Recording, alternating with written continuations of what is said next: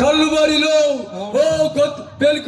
Golgotha కొండ మీద నీ యొక్క చర్మమును తండ్రి ముక్కలుగా చీల్చిన ప్రతి ఒక్క అంశములో ఉన్న ప్రతి వైరస్ కు ఒక్కొక్క చెంప దెబ్బగా యేసు నామములో ధ్వంసము చేయబడును గాక. వైరస్ అధికారము యేసు క్రీస్తు నందున్న వారికి ఏ శిక్ష లేదనవు.